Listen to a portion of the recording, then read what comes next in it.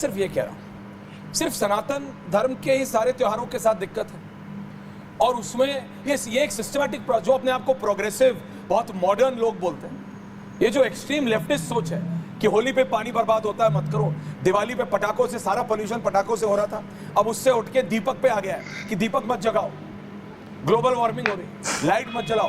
Christmas पे कोई नहीं बोलता, बड़े दिन पे पूरा नॉर्थ अमेरिका और पूरे यूरोप में लाइटें जलती हैं, आज तक कोई नहीं बोलता। ये भारत के ही और सनातनियों के त्योहारों से ही सबको दिक्कत है। सुधांशु जी, बाबा ने बोला आज कि ये जो सेक्युलर कर रहे हैं ये सब देख रहे हैं। भारत की वैज्ञानिक सोच कितनी गहरी थी। कार्तिक मास की अमावस्या डार्केस्ट नाइट होती है पूरे साल में। क्यों? इस समय ज्योतिष के अनुसार माना जाता है सूर्य अपनी नीच राशि पर होता है, तुला राशि पर, परंतु एंगल के हिसाब से देखें तो इस समय अर्थ जो है सबसे फार्देस्ट और सबसे डार्केस्ट एंगल पर होती है सूर्य के साथ, इसलिए अमावस्या होती है। ये कोई प्रूवन फैक्ट है, इसमें कोई किंतु परंतु नहीं। तो पहले तो इस बात पर हमें गर्व करना चाहिए। अब देखिए, उससे एक दिन पहले धन्वंतर त्रयोदशी होती है, जो आयुर्वेद के देवता माने गए भगवान धन्वंतरी, और भगवान धन्वंतरी ने आयुर्वेद दिया है और ये हमारे धर्म ग्रंथ का हिस्सा है। नमस्कार दोस्तों, मैं हूं सुनील और आप देख रहे हैं क्विक रिएक्शंस। क्विक रिएक्शंस में आप सबका एक बार फिर से स्वागत है। आज का वीडियो होगा सुधांशु त्रिवेदी और ये मौलाना साजिद रशीदी कौन है, ये फालतू इंसान। ये बोलता है कि दिवाली क्यों मनाया जा रहा है हिंदुस्तान में, फिर हिंदुस्तान में नहीं मनाया जाएगा तो कहाँ मनाया जाएगा। वे अनपढ़ गवार कहीं के, थोड़ा तो सोच समझ के बात करो। और बोलता है कि सरकार का पैसा क्यों लगता है दिवाली पे। अरे सरकार के पैसे नहीं लगता है, हमारे मंदिरों में जो डोनेशन जाता है उसके पैसे लगते हैं। इसी हवाले से ये वाला वीडियो होगा। चैनल पर पहली बार आए हो तो प्लीज़ सब्सक्राइब कीजिए, पूरा वीडियो देखिए और मज़े लीजिए। सुधांशु त्रिवेदी जी कैसे रेल देते हैं इस मौलाना। चलिए वीडियो देखते हैं। और इतना ऑथेंटिक डॉक्यूमेंटेड साइंटिफिक डॉक्यूमेंट है ये कि WHO ने जो एक international centre for traditional medicine बनाया है, उसका केंद्र भारत के जामनगर में है। चूंकि आयुर्वेद ही एकमात्र ऐसा ट्रेडिशनल मेडिसिन की विद्या है जिसका बाकायदा डॉक्यूमेंटेड और ऑथेंटिक चीजें जो साइंटिफिकली वेरीफेबल है वो है। अब आप देखिए अगले दिन क्या होता है, अन्नकूट होता है। ये प्रूवन है कि बरसात के बाद अब प्रकृति में रसों को पुष्ट होना शुरू होता है। देखिए, फल भी इस समय से अपने वो गेन करते हैं, शरीर के अंदर भी रसों की पुष्टि होती है। अगर आप कहें तो हेल्थ में गेन करने के लिए, जिनको स्वास्थ्य लाभ करना हो, तो ये समय अब से लेकर सबसे अच्छा माना जाता है। पहले तो इस बात के लिए सबको ईमानदारी से भारतीय संस्कृति की ज्ञान परंपरा का सम्मान करना चाहिए। अब मैं आता हूँ राजनीति वाली विषय पे, तो मैं कहना चाहता हूँ एक और दृष्टि से यह दीपावली आज हर भारतवासी के जीवन की पहली दीपावली है, क्योंकि 5 शताब्दियों के बाद श्री राम लला विराजमान अपनी पूर्ण भव्यता दिव्यता के साथ श्री राम मंदिर में प्राण प्रतिष्ठित होने के बाद आए हैं। और जो अनुराग भदौरिया जी ने कहा वही तो मैं कह रहा हूं। राम राज्य का आदर्श था, बैर न कर काहू सन कोई, राम प्रताप विषमता कोई। किसी से कोई बैर नहीं है, सारी विषमता खो दी। इसलिए श्री राम जन्मभूमि न्यास ने जब श्री राम जन्मभूमि की प्राण प्रतिष्ठा किया तो सबको बुलवाया। राम मंदिर के विरोध में खड़े रहने वाली कांग्रेस को भी बुलाया, राम मंदिर पर गोलियां चलवाने वाली समाजवादी पार्टी के अध्यक्ष अखिलेश यादव को भी बुलवाया, और बाबरी पक्ष के मुख्य पैरोकार इकबाल अंसारी को भी बुलाया, जो जीवन भर 2 पीढ़ियों से हाशिम अंसारी और इकबाल अंसारी लगे रहे, उनको भी बुलाया। यह होती है हिंदू धर्म की उदारता, यानी सबको बुलाया, बैर न कर काहू सन कोई। मगर देखिए, इकबाल अंसारी तो आए, उनका इकबाल बुलंद हो गया, और ये लोग ऐसे अब आगे हैं या आए नहीं वो तो अलग बात है। इन्होंने लिख के दिया कि हम नहीं आएंगे, इन्होंने लिख के दिया हम नहीं आएंगे। कोई किसी को शादी में बुलाता तो लिख के नहीं दिया जाता कि हम नहीं आएंगे, अरे जाइए जाइए, नहीं जाइए नहीं जाइए। मगर ये वो लोग हैं कांग्रेस और समाजवादी पार्टी। हम कह रहे हैं सभी धर्मों का सम्मान है, मजार पे जाने में, इनका सिजदा करने में कोई समस्या नहीं है, मगर राम मंदिर पे कोई नहीं जाता।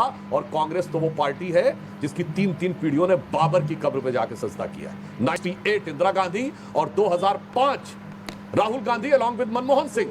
ये दीपावली है, और दीपावली जिस तरीके से हमारे बाबा मना रहे हैं वहाँ जाके अयोध्या में, मेरे भाई ये करोड़ों करोड़ रुपया जो खर्च हो रहा है सरकार का, अगर यही पैसा उन बेरोजगारों को मिल जाता है जो जूतियां चटकाते फिरते हैं हायर एजुकेशन लेकर, तो अपना हज जाने वाला भी डोनेट कर देते हैं। क्यों गए दूसरों के पैसों पे जाना गलत है ना, उनका कुछ भला हो जाता।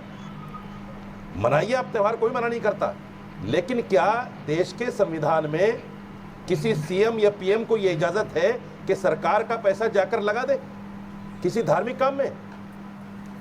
कौन सा संविधान चला रहे हैं आप? कौन से संविधान को मानकर सरकार चला रहे हैं आप? कभी सोचा आपने? वाहियात बात आपको सिर्फ करता ये है दिखाना मौलाना। और जताना है कि हम हिंदू हृदय सम्राट हैं। अपने हाँ वोट है, का तुष्टीकरण तो करना क्या? है आपको, हिंदुओं तो को अपनी क्या? तरफ खींचना है, चाहे वो सरकार का पैसा किसी भी तरह से खत्म हो जाए, चला जाए, कहीं कुछ भी हो जाए। ओके सुधांशु जी काउंटर, सुधांशु जी। देखिए मौलाना रशीदी जी को वाहियात बातें नहीं करनी चाहिए। जितने भी हिंदू मंदिर हैं, बड़े बड़े मंदिर, उनका सारा पैसा सरकार लेती है। धर्मार्थ कार्य विभाग होता है, जितना सरकार मंदिरों से लेती है उसका 1/10 नहीं खर्च होता। भाई क्या बात करते हो, अनशंट बात करने लगते हैं आप आकर। और हकीकत यह है, आप हमसे बोल रहे हैं सरकार के खर्चे पर हज सब्सिडी लेने में समस्या नहीं थी। ये रोजा अफ्तार होता था प्राइम मिनिस्टर और चीफ मिनिस्टर के यहाँ, लो पट गया अभी इनका। आप लोग भी बड़े जलवे से जाते थे, और वो काफिरों के द्वारा दिए गए रोजा अफ्तार को आप बड़े जलवे से लेते थे। और सुनिए, आपकी जहां तक मेरी जानकारी है, इस्लामी अकीदे के अनुसार हज अपने पैसे से करना चाहिए, और हज सब्सिडी सरकार देती थी, और सरकार में 90% ये लोग तो भीख मांग के पैसे से लेके जा रहे हैं। तो काफिरों के पैसे से हज करने में समस्या नहीं है, काफिरों के पैसे से रोजा अफ्तार करने में समस्या नहीं है। 100% सरकारी खर्चे पे होता था। डॉक्टर कलाम ने जब अपने यहाँ बंद करवाया राष्ट्रपति, जानते उन्होंने क्या कहा? उन्होंने कहा ज्यादातर जो लोग आते हैं वो तो रोजा रखते ही नहीं है, सब तो खा पी के आते हैं, तो सरकारी पैसे की बर्बादी है। रशीदी साहब कौन देता था? मुलायम सिंह यादव देते थे, लालू प्रसाद यादव देते थे, मनमोहन सिंह देते थे। रोजेदार थे, न बुलाने वाला रोजेदार होता था, न आने वाला रोजेदार होता था, खामखा का रोजा अफ्तार होता था, मगर उसमें सरकार का पैसा बर्बाद होता नजर नहीं आता था। गजब का रोजा इफ्तियार, खतरनाक षड्यंत्रकारी मानसिकता है। देने वाला रोजी, ना खाने वाला रोजी। रोजा किस बात का तोड़ रहे हो तुम लोग? और काफिरों के पैसे से हज पे जाना इस्लाम में दिखावा वाजिब सब। है। अंशु जी ने कहा कि रोजा इफ्तार की जो पार्टियां सरकारें करती थी, कुछ क्या गलत वो बोला? जायज था? मैं बिल्कुल उसको नाजायज मानता हूँ, हराम मानता हूँ, गलत मानता हूँ। क्योंकि मैं अब भी तुम अगर फंस गए किसी ऐसी इसीलिए। पार्टी में शामिल हुआ तो अपने पास से खजूर लेकर गया, अपने पास से पानी लेकर अरे गया। जाना ही मैंने उनका क्यों नहीं किया। ऐसी जगह पे मैं उसको जहाँ गलत काफिर मानता लोग हूँ। रहते हैं? लेकिन जाओ आप अपने मुझे यहाँ बताइए, जहाँ काफिर अगर नहीं पिछली है। सरकारें गलत करती थी तो क्या आप भी गलत करेंगे? तो मेरा मानना यह है कि सरकार के पैसे को इस तरह नहीं लगाना चाहिए सरकार को।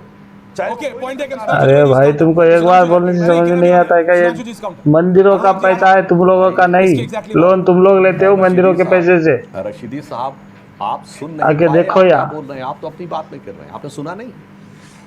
सरकार मंदिरों का पैसा लेती है, और धर्मार्थ कार्य विभाग है जिसमें वो पैसा आता है, और उसी का पैसा खर्च हो रहा भाई। मंदिरों पे आ गए आप। ये मंदिरों से लिए गए पैसे पे खर्चा होता है। और आपको पता है सब झूठ परोसा अरे आप जाता मंदिरों पे आ है गए बात। मीडिया में कि तिरुपति मंदिर में इतने 100 मंदिरों करोड़ का की पैसा संपत्ति, कहना मंदिरों में चाहिए खर्च तिरुपति करने के मंदिर लिए से राजू जी बीच में- सरकार ने पाए, रशीदी जी बीच में- मीनाक्षीपुरम मंदिर से इतने 100 करोड़ सरकार ने पाए।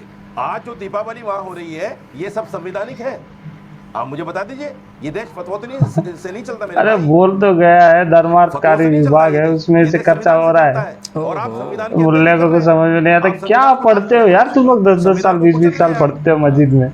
और मंदिरों का पैसा अगर आप सरकार लेती कैसे है, मौलाना तो बन सरकार जाते हो दूसरे जब मंदिरों पर तुमको खर्च कुछ करने के समझ लिए में ही लेती नहीं है। आता है? लोगों को फालतू रोजगार चीज हो देने तुम के लिए लोग। लेती है, अनुराग जी, आ रहा हूं। महंगाई कम करने के लिए लेती है, लोगों की इच्छाएं पूरी करने के लिए, एजुकेशन अच्छा देने के धरती लिए पर लेती है, बोझ हो तुम स्वास्थ्य लोग अच्छा साले। करने के लिए लेती है। ये थोड़े को दूसरे मंदिरों पर खर्च करने के लिए लेती है। क्विक काउंटर सुधांशु जी, उसके बाद अनुराग जी बोलना चाह रहे हैं। बहुत देर से शांत है बेचारे। देखिए रशीदी साहब ये कहने लगे कि मंदिरों का पैसा रोजगार के लिए। देखिए आई इनकी दिल की आरजू निकल के, मतलब मंदिर का पैसा रोजगार के लिए होना चाहिए, और वक्फ बोर्ड का पैसा इस्लाम के लिए होना चाहिए। कुर्बान जाऊं घिर गए ना अपनी बात बातों में, पे। आ गए ना, घिर गए ना। जाऊं तुम्हारी बातों इसीलिए पे। मैं कह रहा हूँ जब हाय, बोला हाय, करिए तो थोड़ा सोच कुर्बान समझ जाऊं के तुम्हारी बोला बातों करिए। पे। और आपके किसी मुंह के से सामने आए बोल क्यों? दो, और मैं सुधांशु कह रहा जी के हूं, सामने नहीं, 9,60,000 फंस जाओगे। एकड़